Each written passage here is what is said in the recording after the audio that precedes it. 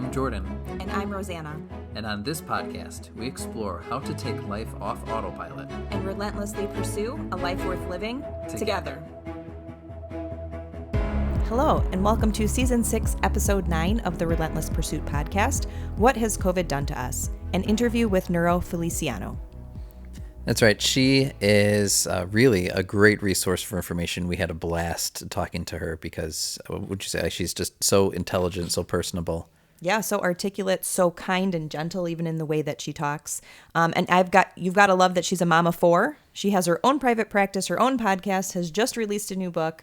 And so it's a great conversation to listen to. All right, so let me tell you a little bit more about her. Niro Feliciano is a psychotherapist, author, podcast host of All Things Life, and an expert on anxiety, brain science, and spirituality. She is often interviewed on relationships, parenting, mental health, and faith, having appeared in national media outlets including Parents Magazine, Today Parents, and NBC News.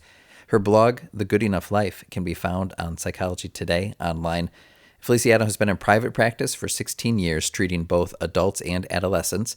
Feliciano graduated from Columbia University with a master's degree in social work, completing her internship at Beth Israel Medical Center in New York City.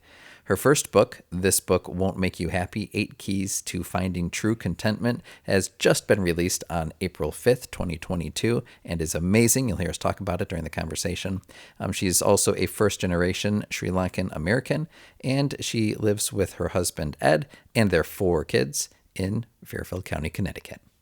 Yeah, and while this interview starts with what has COVID done to us, we really kind of just talk about living a content life and kind of being intentional with like who we are and what we're doing.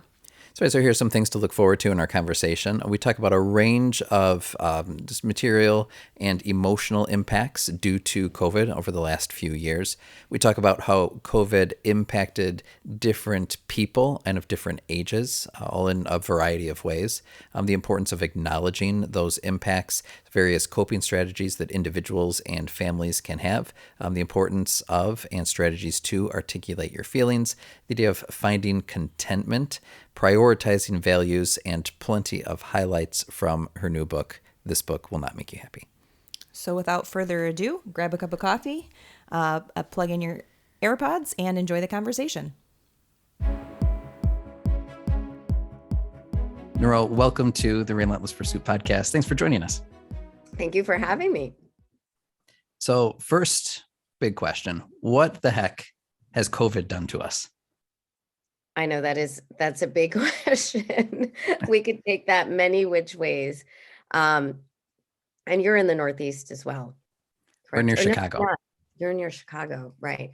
So I think for us here, especially, I'm in Connecticut. I'm about an hour outside New York City. We saw the worst of it at the time when it started. So I feel like for sure there's some PTSD that our people out here experience. But one of the questions you'd asked me is, do we even recognize the impact that COVID has had? And I'm going to say not yet. We're just starting to see it. It's affected different people differently, families differently, kids differently, teens differently. And we can get into that a little bit more in this conversation.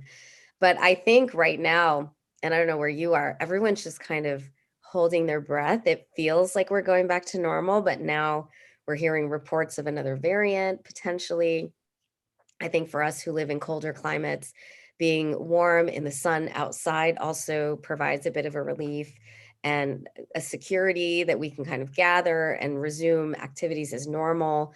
But I think people are treading cautiously. I think, we have that kind of apprehension because of what we've been through, which may in some ways be a little bit of a trauma response as well to settling in too quickly. So we definitely have changed. Neurochemically, we've changed because we've been under stress for so long. But I'll leave it at that and let you take it specifically where you want to go. Yeah, I feel like for adults and older kids, like there was this life before COVID, right. this life that we remember where we weren't cautious and that we weren't treading lightly and that we would just go where we wanted and do what we wanted, how we wanted to do it. And now even when I think about our kids, like they're constantly asking questions like, do I need a mask for this? Right. Even this, our kids were just playing basketball. They just finished the season. They started the season wearing masks and playing basketball inside. And so for them, it's like they've been kind of conditioned to respond to this, because there was a time that things weren't like this. Now there was a time where it was, and now they're even unsure as to like, what do they need, or how prepared do they need to be for this? And so I'm kind of seeing that. And I didn't really think about it in terms of like a trauma response or PTSD, but I think they're going to carry some of this with them in terms of how they kind of just move in the normal world, because they're not sure what to do. Right. Absolutely. And I saw a picture of your family. You have a beautiful family. And I think your kids are a bit younger than ours. We're a little bit older. I have one in high school as well. And especially at the younger age, they don't remember much of a life before COVID, because it is a good chunk of their formative developmental years. So they adapted to that response fairly quickly. And it's going to take them a little bit of time. I think depending on where it goes now, are we going to be masked off for good? How serious is this new variant? We're going to see different responses. But I think especially for kids who have anxiety, and there are many kids who do have anxiety, who developed anxiety during this time, during COVID, they are going to be more cautious going forward. 2 of my kids out of my 4, 2, when they lifted the mask mandate, continued to wear masks for 2 weeks. They were like, now everybody's not wearing masks. We're definitely wearing masks, because we're going to get something. But it was just so natural for them, that had become their normal, because like you said, they didn't know a normal, or couldn't really recall a normal as well prior to COVID. So it really depends on the child. It depends on kind of where their baseline was before. Were they anxious? Were they not? Some kids are more adaptable than others. But for the most part, I will say kids adapt to change fairly quickly. So given some time, whether it's you're going to continue to wear masks or not, especially as they see their peers taking action, they're going to transition quicker than perhaps even some adults. You brought up a big word like trauma, and I think we mentioned PTSD as well. So there was one moment, I think it was during an episode that we were recording, like we started talking about like COVID, and all of a sudden Rosanna's in tears especially about like the quarantine time, when we just felt really isolated. And I'm like, oh, like where did this come from? And so I want to talk about the kids too, but I'm even thinking just about adults as well, and just that.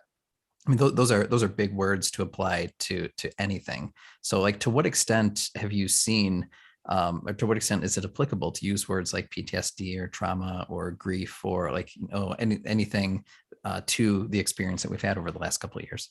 That's a great question. And I think trauma is definitely a more serious word. And we're looking at families maybe who've gone through financial crisis during that time, families who've had major illness, who've lost loved ones. That absolutely, we can look at that in terms of a trauma response. But for your general population, I would say grief is more an appropriate word to use. And as you and I were talking before, grief is really losing anything. It could be a person, it could be an experience, it could be milestones, it could be time, it could be dreams or plans or whatever it is. When we experience any sort of loss, we can classify that as grief. And even though it may feel like there's a hierarchy of loss, grief is relative to that person. So for a 5th grader who missed their graduation, or a high schooler who missed their graduation, that grief, because that is the most significant thing that has happened in their life that they've lost, can be significant in terms of their biological response or emotional response or psychological response to an adult who may have lost a person, right? So it's all relative depending on what you've gone through in your life. So I think grief is it's kind of an umbrella of a phenomenon that we experience at so many levels during COVID. And your reaction, Rosanna, I think was more of a grief reaction in that moment. And it's stored emotions. We don't always process them. I see this all the time in the office when I have a patient. They're like, I don't cry about this until I come and sit here. And I say, that's because we're going to talk about it and we're going to bring it out. And you've been carrying it for so long, but the emotions are there. They just needed a place to come out. Right. Well, I mean, so many parents were working from home. We're helping kids learn virtually. We're keeping kids away from other family members and friends. We're reorienting everything in their lives. And so you're just in that go mode. You're in that parent mode, that protector mode. And you don't have a chance to like let it sink in because you're just going from one thing to the next. And so when we were talking about COVID 1 year later was, I think, the name of the episode. And like, it was a lot of things were hitting me, like, you know, my business being sidelines and the kids missing certain things, you know, they should have been all at the same school for 1 year. It was like their 1 year to all be together. And like it in the scheme of everything, it didn't really matter. But then after the fact, you kind of realize it kind of did matter. Well, it's like it matters, but like it's like, okay, like we're just gonna roll with this. We're gonna adjust. Like we're strong. We have everything we need, right? We have everything we need and most of the things we want. Surface, and so, right, we're not going to let that get us down. But ultimately, it's kind of underlying in there. And I think probably listeners feel the same way. Like, you know, we kept our jobs, or some people even had their best year ever financially, while others were suffering. So like, well, we can't complain about that, but that doesn't mean that they didn't lose something or that they weren't grieving other things. That's exactly right. And those are milestones, right? Especially for a parent when you have kids and you think about there's one point in their life, they're all going to be living in different places. Who knows where they're going to be and what their relationships would be like. That is a loss when you say they were all going to be in the same place and we didn't have that. And I think that's a good strategy in that you're keeping perspective, not to therapize you right now, but you're keeping perspective and saying, you know what, we had everything that we needed. We're going to move on through this. But it's also dangerous if we don't acknowledge the other emotions that are there, because you can be grateful and you can be grieving at the same time. It's okay to say, this was hard and it was painful and it made me sad when that happened. And at the same time, I recognize that, you know, it could have been worse and we were very blessed during that time. So, but I think it's important to acknowledge both. And oftentimes what people do is they minimize the loss because compared to other people's losses, it doesn't seem significant. However, there's still emotion that's associated with that loss that needs to be addressed, or it will find its way out. It can be displaced in other ways. That's interesting. I remember the joke, the gag, you know, at the time in 2020 was like, when do we transition from coffee time to wine time? Mm-hmm. So like it's time was funny. It's like, well, I transitioned to wine pretty early, but no, like you said, like the things that we're experiencing, even when we don't articulate it or are maybe unaware to a certain extent, like it does find a way to come out. So can you speak about that a little bit more? Like, what are some of the things that from your end with folks that you've worked with that like some of the healthy or unhealthy ways that those feelings come out?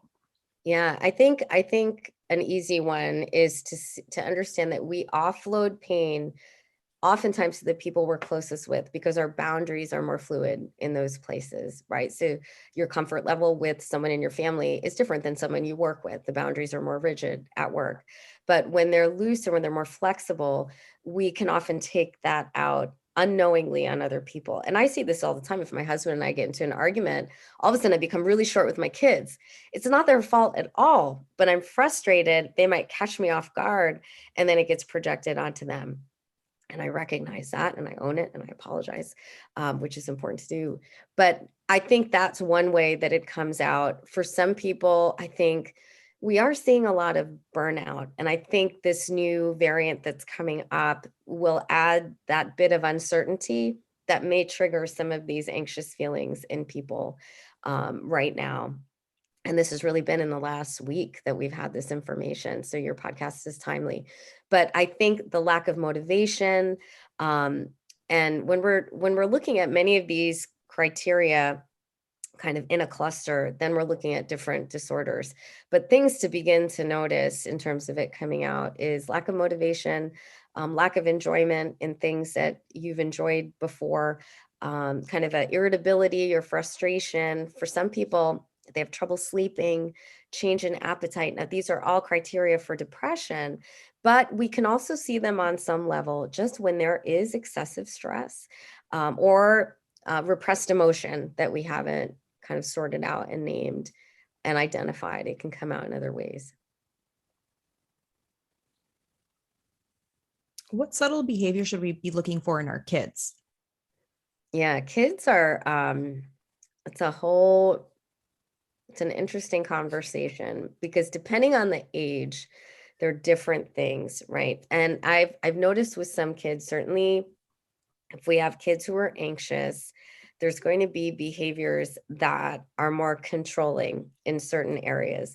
So for kids who become really possessive of things, they want to control their environment. And often we might see an increase in that if there are areas of their life they feel less in control of.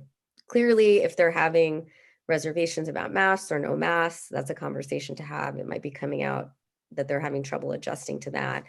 And we want to understand, what are they actually fearful of? Are they fearful of getting sick? Are they fearful of transmitting a sickness to someone who is elderly? Because many kids have had that message in their mind.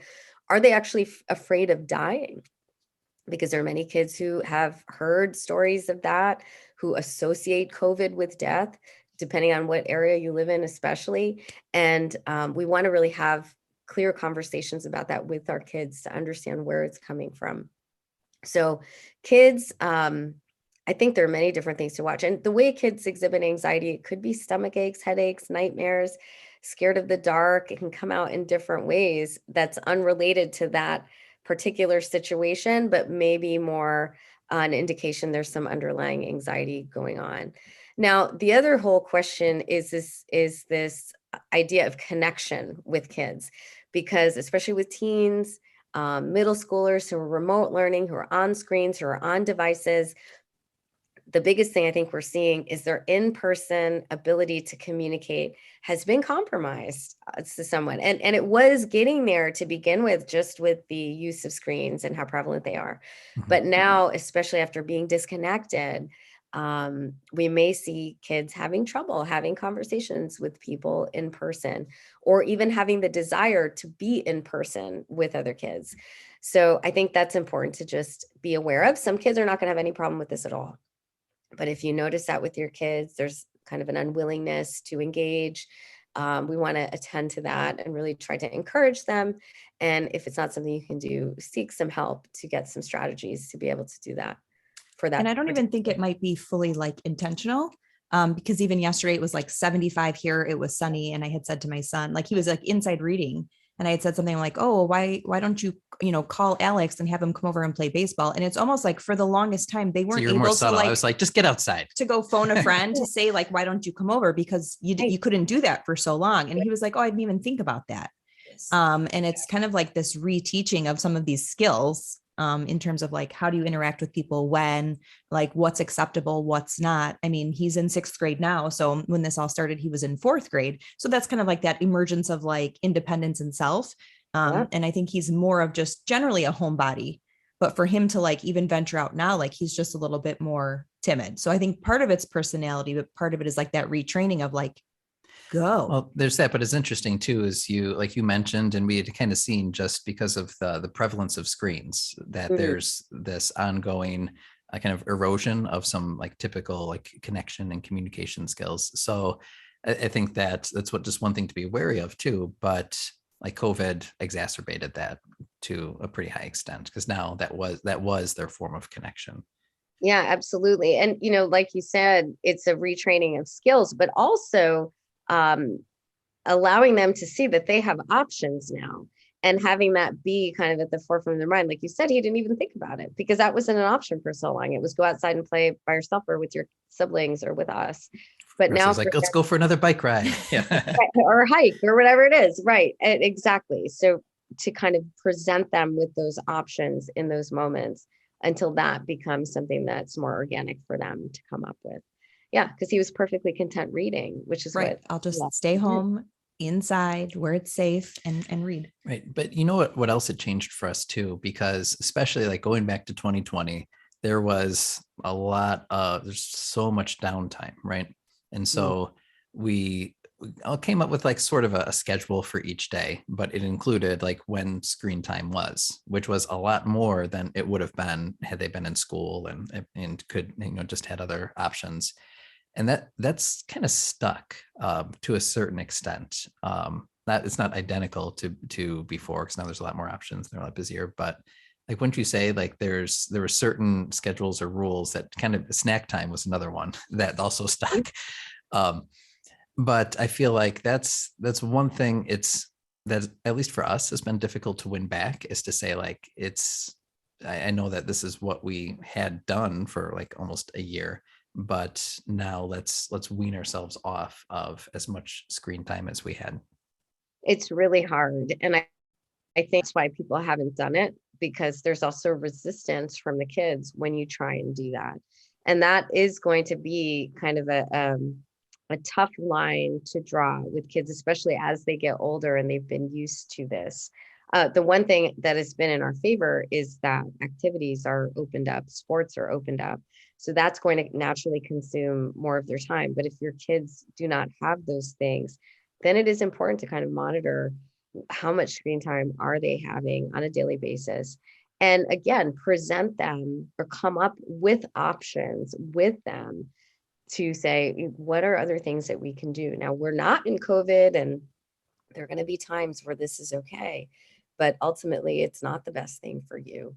And I think, as much as kids use screens, they know they don't feel great after hours and hours on a screen. I've talked to my kids and my teenagers about this. So I think, we can get them involved in that conversation. We don't want to, especially when they're older, give them these directives, but rather if we can have a collaborative conversation with them where they too have some ownership, they come up with some of the options, then it's more likely to be effective in setting those boundaries with them. What have you seen? I would say, like, for us, like we're pretty typical, pretty average. Like, we have kids, we have jobs, we have careers, we have passions, we have things that we enjoy. But I feel like what's really entered our conversations in the last 2 years have really been things about like self-care and mental health, and like what that looks like and what that is.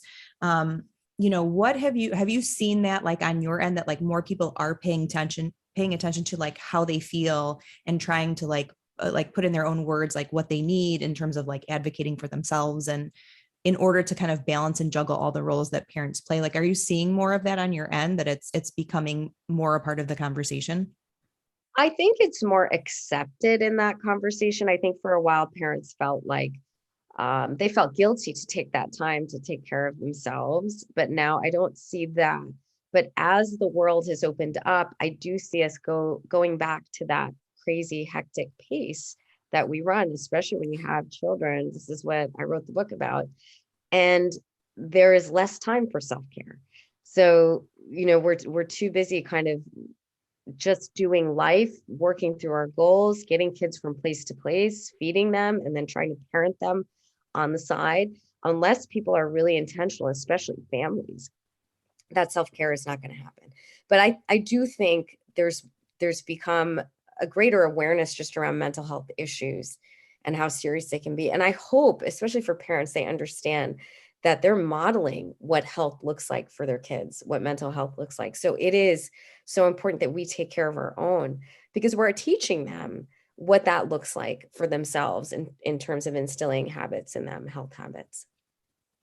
I like that idea of modeling as parents, and I want to explore that a little bit more, because that's something that we had originally spoken about really like from the beginning of COVID, like trying to model like a positive can-do attitude. Like we're happy, we're gonna like stick with it, even if we went like into the bedroom and tore our hair out privately. Can you just talk through like just some of, I know we're touching on like self-care and mental health awareness, but can you touch on some of the things that just over the past 2 years, parents, I don't want to say like can, or I don't want to say should have modeled, but maybe either intentionally or unintentionally have modeled for their kids, and then just moving forward, like some of the habits as we kind of get back to what we're calling normal. Yeah, absolutely. I wrote in the book, one of my favorite quotes, I think it's Emerson, said, "What you do speaks so loudly, I can't hear what you're saying."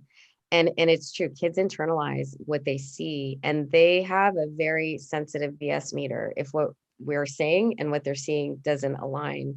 I mean, number one, when you said what we should have been modeling, that just triggered something in me, because number one, we have to model giving ourselves grace and forgiveness and falling short. I think that's something that all of us recognized in COVID, that we're not going to do this perfectly under different circumstances. We're going to make more mistakes, and we're human. And I think showing them how to forgive, showing them that it's okay to make mistakes, showing them how to own a mistake is one of the best things that kids need to learn from parents. And oftentimes that piece that is missing, at least from what I see in the office.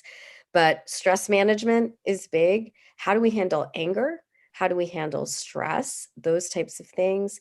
Do we prioritize time to do things we enjoy and enjoy life? Or are we going through life just doing, trying to hit different metrics and goals, work, childcare, going to games, those types of things? I think especially for kids, there's such a drive on achievement that we lose sight of intrinsic motivation. What are you doing just for the enjoyment of doing it or for the benefit of doing it? Not to put on a college application, not because this is going to make you a rock star, but just because this is a great thing to do as a human, right? For yourself. Those types of things, I think it's important to model. And again, what we say has to align with what we do. And that's the piece that I think if parents are a little bit more cognizant of, we'll be able to send a more consistent message to these kids. Yeah, I read something recently that said like alignment is the new hustle. Like we're just so used to like just going and doing and being and checking boxes and achieving. But if that's not in line with like who you say you are or who you say you want to be, then what's the point of checking all of the boxes? Exactly. If you can't at the end of the day look at yourself and say like, I like who I am, I like what I'm doing, I like where I'm going, like this is what I want. Because all of those boxes you can check and still be miserable. So like how do we as adults get to that point where we're making sure that what we're doing is in line with our values? You know, we have to ask the questions because we can just get so sucked into the culture that we live in, whatever that is, whatever your town is.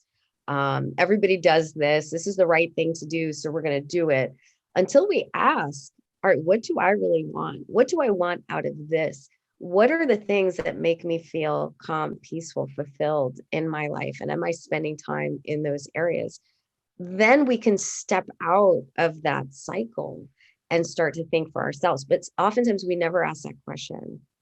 And my daughter and I, my high school daughter, who's just in lacrosse tryouts, just had this conversation because she said, there's so much pressure, you know, everyone is so stressed out. And I said, hold up. Now she's a swimmer. Lacrosse is like her side sport. You know, we're not looking at college recruitment for this kid, but, and maybe some of her friends are. I said to her, what do you want out of this? And she said, I want to play with my friends. I'd be happy making the freshman team. I'm a freshman. I have time to grow. I said, keep that in mind. And I said, do you think all those things are attainable at your level? She said, absolutely. I said, then silence all those other voices. You don't have the same stress. Don't take it on. And that changed directions for her. But unless we're cognizant of it, unless we stop and ask those questions, what do you really want? And what is good and what is enough? That's where my blog comes from, The Good Enough Life. Then we can get to the answers that can help us change that pattern.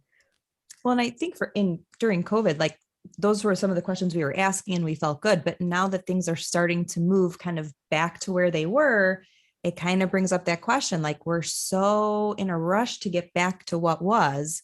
Like for me, sometimes I feel like I'm missing out on what I found to be true, because now I'm replacing that with the old hustle. Well, let me just segue to your book. Since I was kind of biting my tongue. I'm like, oh, that's from the book. So let's just dive in. So I'll just hold it up here. Yeah. Oh, you got one in your background as well. But in your book, this book won't make you happy. There's a few things that you kind of address like along those lines. Like one, I was pretty surprised to hear that, or I wasn't surprised to hear that happiness in the United States had been declining for so long. But then I was very surprised when you had brought up that research said like in 2020, it actually like seemed to go up a little bit. I'm like, okay, that doesn't quite align with what we would have expected 2020 to look and feel like, especially like in a conversation like this, where we're looking at maybe some of the negative impacts from that year and from last year. But then there was another thing too about, I think it was in your first chapter when you were writing about like normal beforehand had led to a lot of that seeming unhappiness that we were experiencing. So why are we so anxious to get back to that? So I just using that because what you were saying seemed to like build off of some of those concepts that you had introduced in your book. Yeah, absolutely. I mean, Rosanna, you hit on all of them in the book, which makes me happy. um, but I think normal is what is comfortable and familiar. And even in the office, I have patients all the time asking me, is this normal? And I always say normal is relative. It's whatever you grew up with. And that's not the question we need to be asking. We need to ask, is this healthy? Is this healthy for me? Is this healthy for my family? Because that question, well, the answer to that question will vary depending on what your situation is. But we do have these societal normals that have been placed on us that also confer some desirability and achievement and status and self-worth when we hit those benchmarks. And I think that's now that we're getting sucked back into that. But I've heard many people say there were things I really miss that I found during that time that I don't even seem possible right now with the way our schedule is. So, that makes me a little sad. I have tried to be a little bit more intentional in terms of scheduling so that we can preserve some of that. But it's a battle because there are these expectations, even from schools, sports teams, all of these types of things that run our lives, where it's hard to be intentional and not compromise what's being asked of you. That's one of our just key words in life, and on this podcast is the word intentional. Mm. So we're feeling the hustle ever since this fall, really, with 3 out of our 4 kids pretty heavily involved. I'd say like happily so for the most part. But then there's like the daily schematic of who's taking who where, on top of some of the things that we want to work on or be a part of. So what are, like, for a family with X number of kids, like what are some of the practices you'd recommend to bring like that degree of intentionality to retain the best parts of the last few years and maybe try to avoid some of the pitfalls that we had in our old normal? Yeah, and it's going to look different based on the family, what is realistic, and that's what you have to figure out for you. And the big piece of it, and why we saw in that study happiness bump up a little bit, was the fact that we started not to take for granted the things that we always took for granted. Time with each other, more connection with each other. We started seeing these heroic acts of bravery that lifted our spirits in COVID, just very noble acts of people sacrificing for others who were in need. That kind of lifted our spirits in COVID and contributed to that. But the other piece was the absence of FOMO.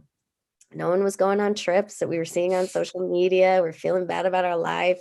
The playing field was leveled during that time. So I do think that was a big factor that also contributed to people's reported happiness.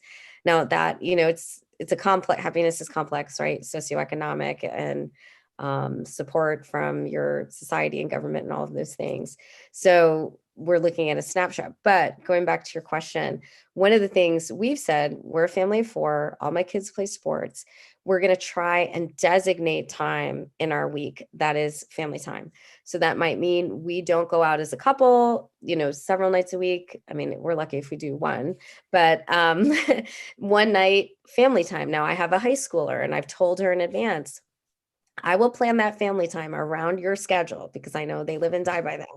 But you just need to do a little bit of planning to let me know which night is good for you so we can have some of that. Now, does it happen every week? No, but because we're intentional, it certainly happens more than it did before COVID. Dinners together, or brunch or breakfast or whatever it might be. We never as a family had dinner together before COVID. Never. So my husband's a surgeon. He has crazy hours. That was the first time we could do it. And now we're talking about, okay, which nights are we going to do this? Are we going to make this happen? Have kids playing sports till 9:00 at night? So it's we've had many a 4:30 dinner sometimes just to get it in, where it's like, all right, like if it's important, then we'll figure it out. And then they're hungry at like 9:00 and then you feed them. Well, they always need a snack anyway. Yeah. Right. So things like that. Think about, what did you like during that time? And how can we bring some of that back? And you have to schedule it in if you're busy. You have to look at your week and say, when is this doable for everybody? And that's the start. It's not going to be like it was when we had all that time, but you'll do more of it if you're cognizant of it and take the steps to actually make it a part of your life. I never thought of that idea of it being lessened or increasing our happiness because of FOMO. because we weren't competing for who was doing what or who was buying what, or like, because we were all at home. Like you were actually looking at people taking pictures of like time with their kids and other things that normally or like, weren't my on the kids' feed. like school space set up, and here's the craft or the cooking that we're doing. We were kind of all in it together, all doing the same types of things. Yeah, I got super tired of seeing people's perfect home classrooms. I'll be honest with you. I was like, it does not look like that around here. But other than that, there was an absence of FOMO, and it did feel like we were more unified in that way. And the people who could do all these things were doing the same things as the people who couldn't on some level, right? So, I mean, obviously people had more privilege. They had more space in their house versus people who were in apartments, homeschooling kids. People who were stay at home maybe had a little bit more flexibility to school their kids versus people who were essential workers in the jobs. But yes, that was big in terms of FOMO, leveling the playing field somewhat. And that did contribute. I would say, we can talk about it as happiness, but I think it's more appropriate to say it lessened anxiety around those things. So when people feel less anxiety, they may not feel happy, but they're certainly calmer. They're calmer. They're more content with what they have. Yeah, I think happiness is elusive. It could be like a bit of a red herring that we're chasing. And that's why I like your book. It talks about like contentment as well. And your trailer too. Like, what if we were already happy with what we have? Or like in your epilogue, talking about like we already have the tools in many cases to kind of reach those points. So I think that's effective to think like, well, what if we were not pursuing happiness as much as like looking for ways to like reduce some of the anxiety that we may be experiencing?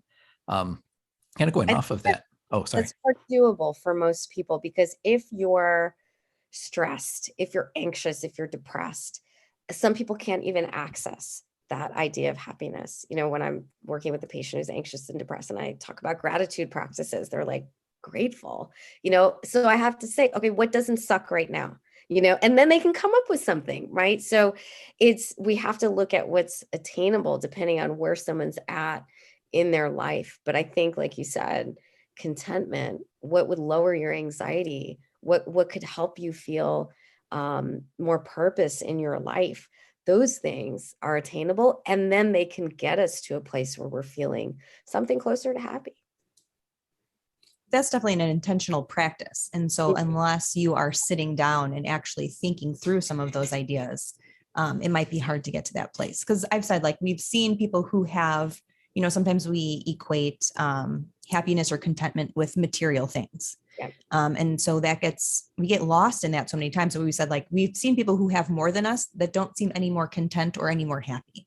Just like we've seen people who have less than us are just as content or just as happy. And so, like, what is under that besides the size of your house or what kind of car you're driving? Like, there are other layers that people are not getting to.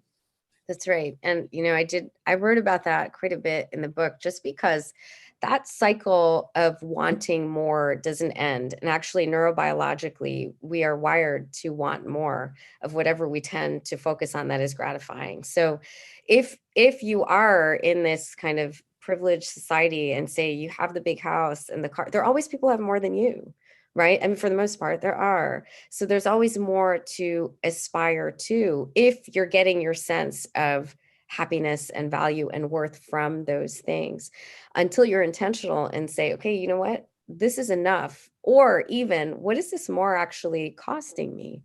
What does this mean when I'm investing in that?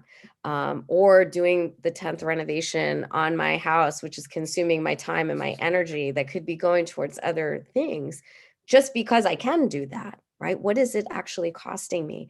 So I mean, in practice, I've worked with all different types of people, and our research actually shows that over a certain socioeconomic bracket, and I think at one point it was like 77,000, happiness does not change much depending on your income.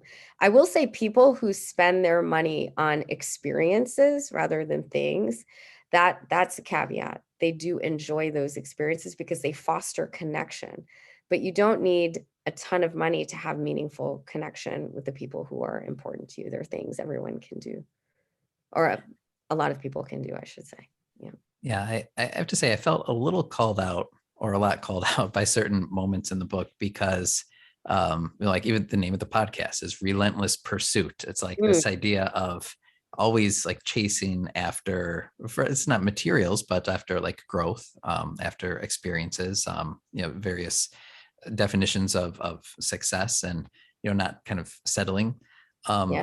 And so like how do you, I was like, man, like maybe I am going about this wrong. Like, so how do you balance that idea of like self growth, of developing who you are and your passions, and of course like sharing that with those closest to you, alongside being content with what you have? Yeah, I love that question. And I think, and I'm glad that you said that you felt called out, because that's worth a clarification. I am a firm believer in goals. And I think if we don't set goals and are intentional about them, um, oftentimes they won't happen. We have research about that. I love goals. I mean, I wrote a book during a pandemic with 4 kids and a full practice. So So I'm I like, have like to set she could goals. speak to this. Like she's got, hustle, and she's kind of Oh, building I know. herself as And alongside. I would love to say that I don't hustle, but we hustle. Anyone with 4 kids, whether you work or not, you're hustling. There's one mode. So, Yeah. right, exactly. So I think that we have to balance that in terms of spending time being intentional about appreciating what is good in the moment. And that's where it can go wrong, when all of our time and all of our energy, and we're exhausted by the pursuit of whatever that goal is, takes us away from enjoying what is good in this moment. We're likely always going to be on that cycle of pursuing. So the people who have achieved that balance between, okay, you know what, I can recognize, and I can take time, I can recognize what's good, I can invest in the people around me, I can spend time with them and derive meaning, and it's gratifying in those relationships. Self-care, I can take care of myself in that process, and not all in one day, but making time for that. And I know the place that goals have in my life as well, but I don't let that be the all-consuming focus of everything that I do. I think when we have that balance, then it becomes a healthy process. And some of the things in the book, like self-compassion, gratitude, connection, there are over 3,000 studies on self-compassion that show people who talk to themselves nicely, not critically, are more likely to be successful, to achieve those goals, than people who punish and criticize themselves towards success. So all these practices, because they lower our stress, give us more reserve, give us more neuro energy to actually pursue those things that are worthy to pursue, that are meaningful. Well, I think that's the biggest thing, that not everything you're pursuing is an achievement. Like sometimes for us, it's learning to be more generous. And so that's like one of the pursuits in the last year, is like, how do we be more generous with our time and with our resources? And so I think when you're in alignment, right, like you know what's worth chasing, and you also know how to give of with that excess, whatever that is. Mhm. And so, I mean, pursuit is good, but it's not always for self-gain. It can be bettering Absolutely. yourself to be a better person. Mhm. Yeah, absolutely.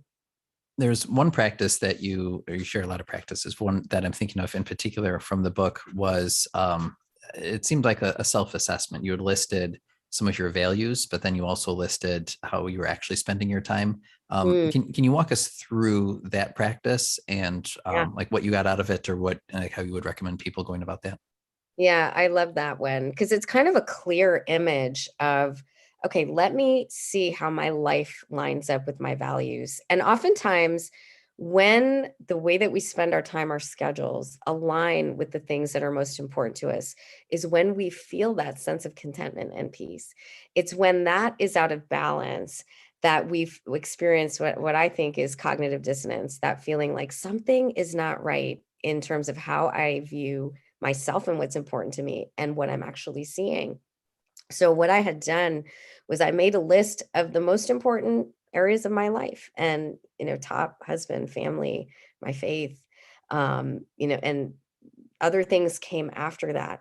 And then I looked at where my time was going, and that includes screen time, because that's a time sucker that many of us, I mean, we're aware of, but we don't want to confront, really. So, and there was definitely an imbalance in those two lists. Now, I'm not saying that everything that is most important in our list can be reflected in how we spend the majority of our time, because for many people, their job doesn't trump the family, but we have to spend this much time in our job. However, doing that can help us say, where do I need to invest more time? What can I switch around so that I spend more time in this, which is more important, whether it's family or service or, date nights or whatever it is, and take that time away from somewhere that it's going to right now, but really is not that gratifying to me. So it's an intentional exercise to outline those two columns and then kind of rejig it, figure out what could be a doable, reasonable balance now that I know where this time is going and actually where I'd want it to go based on what I believe in, what I feel. I'll let you both call me out a little bit more here. Rosanna already did, but I was talking through like some of the practices that you recommend. And I felt, I'll be honest, like when she's talking about breathing, she's talking about mindfulness, like self-care, and in some ways I told Rosanna, I was like, it makes total sense. And like logically I can agree. But I said, I don't know if it's a me thing or maybe it's more of a guy thing. But I want to I feel like there's something more. And then like the very next thing I read, you're like, oh yeah, I actually like struggle on like selling some of these practices to like my male CEO. I'm like, see, it's not me. So can you talk through like some of those like research-based, like tried and true practices that you're recommending, and then sell me or people like me, maybe your male audience, on like why they are like applicable to everybody, why they work. Yeah. And I think, and that's what I said in the beginning of the book, I don't have this holy grail answer. A lot of these practices are very underwhelming, but they work, and we have the research to prove it. And if you read in the book, all my male clients, when I talk to them, you just have to breathe, they're like, what? Until I tell them that Navy SEALs do it. This is what's special. Green Berets, Navy SEALs, they do it too. And all of a sudden they're like, okay, tell me more. That's probably the closest they're going to get, many of these people being a Navy SEAL. So what it is, and there's a great book that was out called When the Body Says Stop. It's Gabor Mate. And he talks about the effect of chronic long-term stress on our lives. And what we have to understand is stress can be physical. We might actually been in a dangerous or threatening situation, but it can also be perceived, whether we're anxious or stressed, or haven't slept for years. I'm sure you can relate to that at some point in your life, right? Our body still responds the same way. And he shows the reason why those types of psychosocial histories result in these very serious chronic illnesses. In the book, he's talking about things like cancer and autoimmune disease and how these things are exacerbated.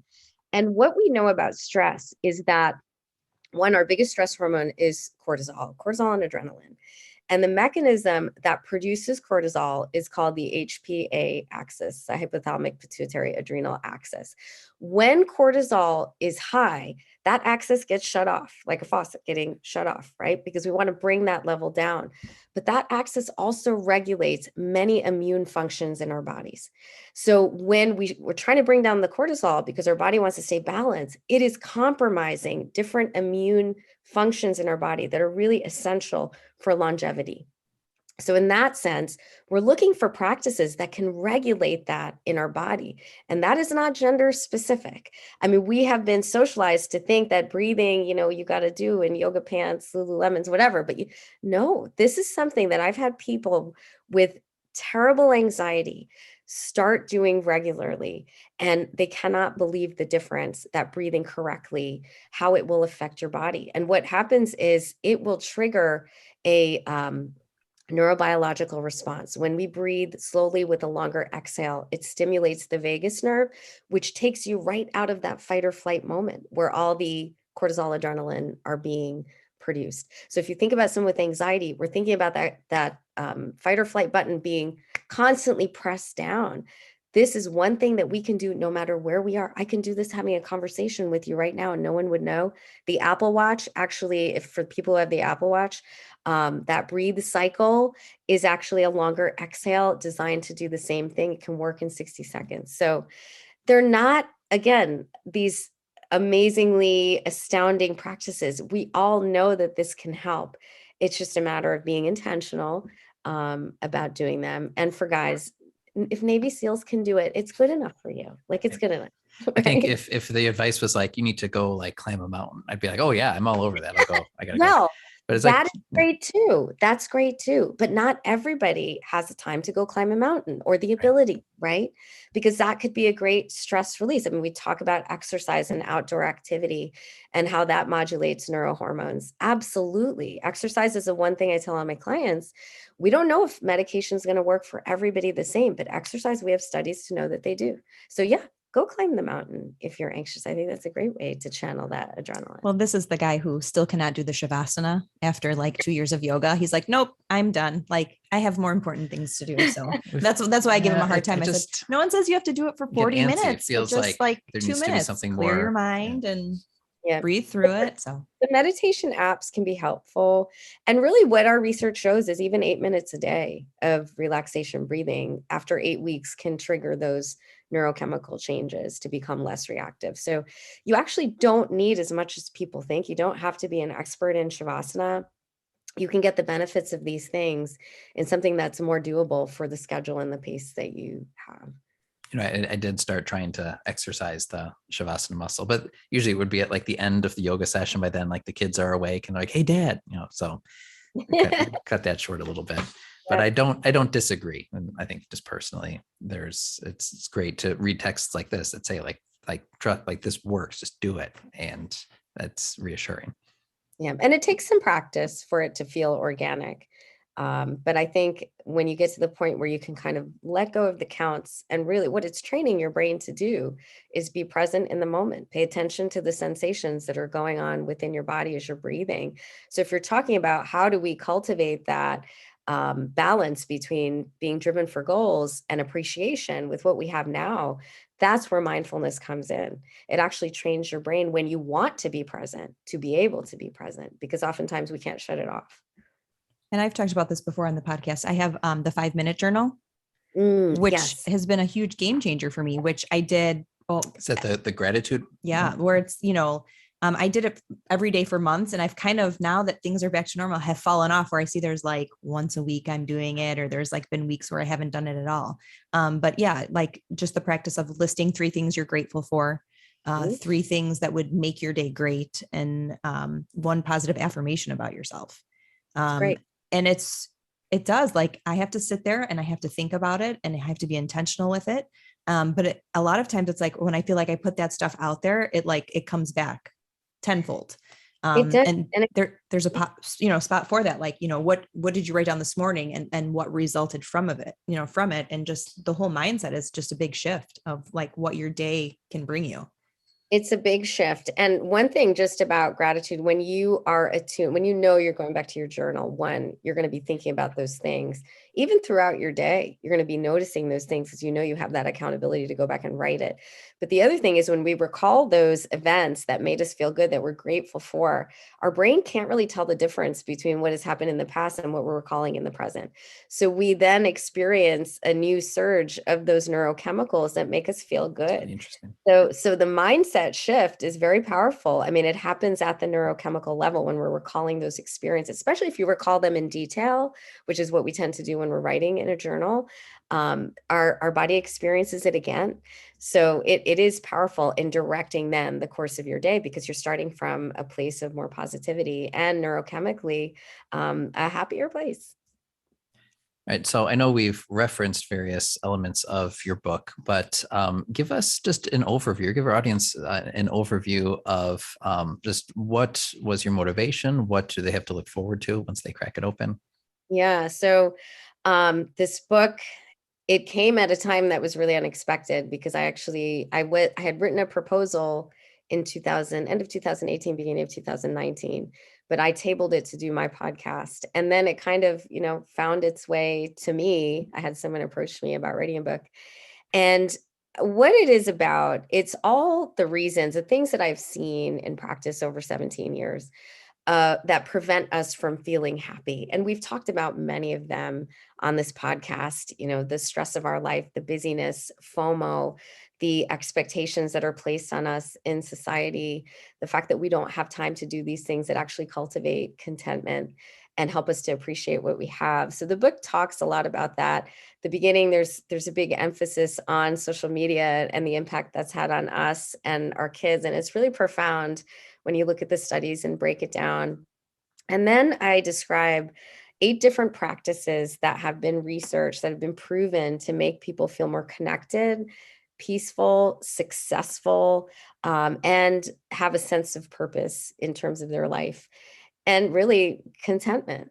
So the second half of the book talks about that. So the first half is kind of just saying, why are we like this? Why are we getting more anxious and stressed and depressed every year when we have all this information on how to be happy? I mean, there are thousands and thousands of books on happiness, but we're not getting happier as a culture. Why is that?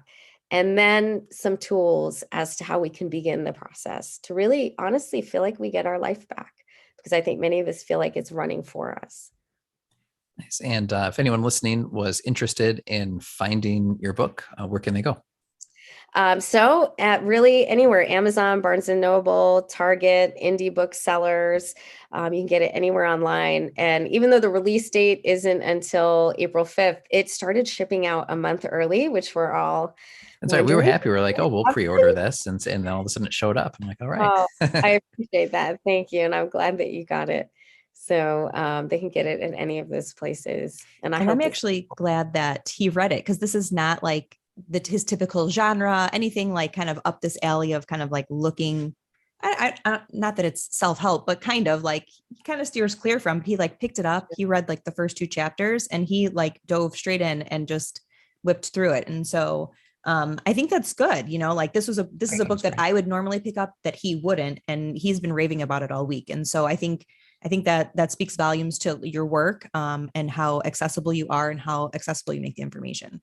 Thank you so much. That means a lot to me too, because we weren't sure where the target market would fall, but I feel like we all, man, woman, young, older, I'm getting feedback from everyone because it talks about our basic human needs.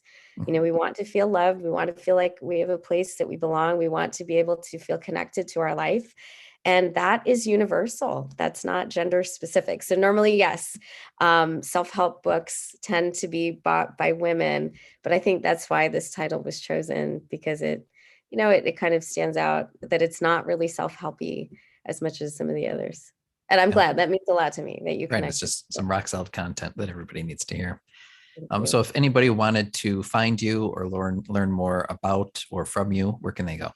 Sure. They can go to my website, nirofeliciano.com, or I'm on Instagram too, Niro Feliciano. You said you have your own podcast as well, right? Yes, that's right. Thank you for reminding me. And tell them the name of your podcast. It's called All Things Life, and it's on emotional, psychological, physical, and spiritual wellness. I have wellness episodes that are separate, just basically psychological and emotional. And then I have spiritual ones as well on there. And I write for Psychology Today. I have a blog called The Good Enough Life. So they can find me there too. Perfect. Excellent. Well, we'll be sharing out all of those resources. And I would just thank you for taking an hour with us and talking through COVID. And I feel like there's a healthy set of tools and perspective from this conversation that everyone can benefit from. Oh, it's such a pleasure. And so nice to meet you. I always love meeting other couples with 4 kids. I feel like there's an instant connection there. So thank you for having me. Yeah, I think that's one of the things that stood out that you had written about in your book as well, too. I'm like, she just gets it. No explanation needed, right? Exactly. Right. Well, thank you so much for joining us today, Niro.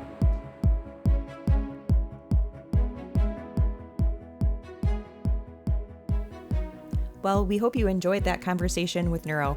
Like we said, we thought she was just a wealth of information.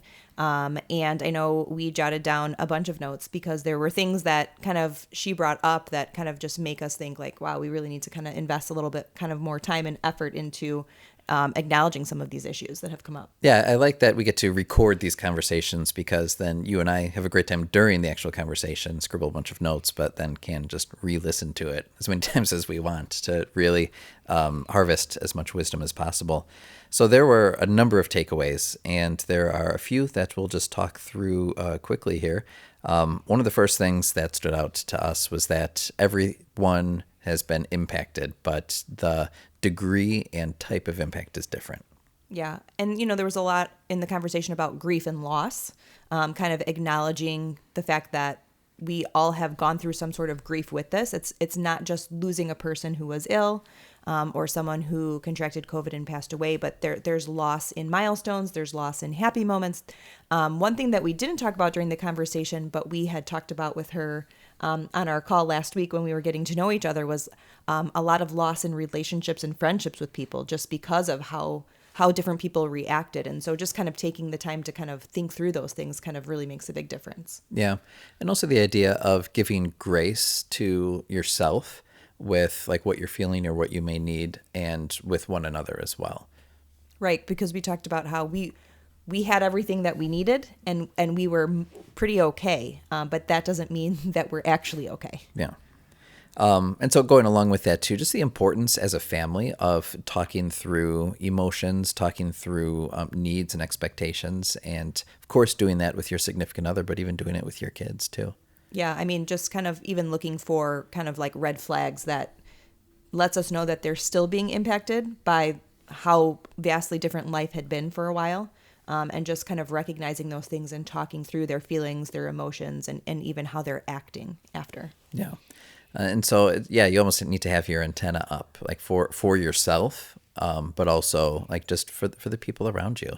And again, like going back to that idea of grace, that idea of communication, of listening without judgment, and kind of working together to continue to move forward. Yeah, I like that.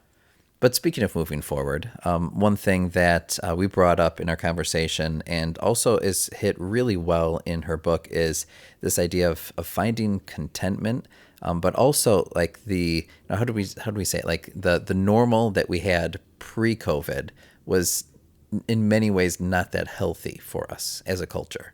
And so even though we talked about a lot of the negative outcomes of COVID, there were a couple positives where we had a chance to maybe recenter our values, to certainly slow down.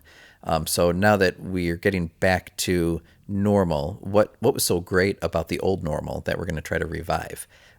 Let's not repeat the same mistakes, but actually like learn from the last couple of years and maybe reimagine what we actually want normal to look like. And I think in the conversation I had brought up that idea of replacing the hustle with alignment. Like, what have we learned in that time where things had slowed down? How do we keep in alignment with some of the values and some of the new strategies that we put into play during COVID, as we're quickly moving back to what was, even when what wasn't so great. Right. So just having that conversation with ourselves and with our spouses and any significant others to find health and to find wellness in all the practices that she had shared. So we strongly encourage you to pick up her book. This book will not make you happy. I read it. It actually made me happy. I mean, the book itself, as she says, like here's a set of tried and true practices that can help you find, I guess contentment would be a better word, but it's like to strengthen that area of your life. And we already have all the tools we need, but sometimes it just takes someone who knows, like a therapist, to be able to speak well to that. So we ordered ours on Amazon. You could find yours from Amazon or from other book retailers. Barnes & Noble, Target. So when you're strolling through the Target, grab it. There you go. You should definitely listen to her podcast as well, All Things Life. You could go to Psychology Today and read from the Good Enough Life blog, and you can check her out on Instagram or at nirofeliciano.com. So thank you for joining us this week. We hope you enjoyed this conversation, and we're looking forward to bringing you more soon. Don't forget to share this episode with someone who might benefit from the conversation. Exactly. Have a great week. Bye, everybody. Bye. Thanks so much for listening to today's show. We hope you will use this conversation as a starting point for your own. We hope you're encouraged to think and act more intentionally. If you want to learn more, you can visit our website, the relentlesspursuitpodcast.com, where you can find notes on today's show, plus additional blog posts, and you can subscribe to our free members list. Please subscribe, leave a review, and share with your friends. Facebook and Instagram are two great places to connect with us for daily doses of our quotable quotes, behind the scenes, and real-time photos, videos, and challenges. Until next time, let us know how you are taking life off autopilot And relentlessly pursuing what matters.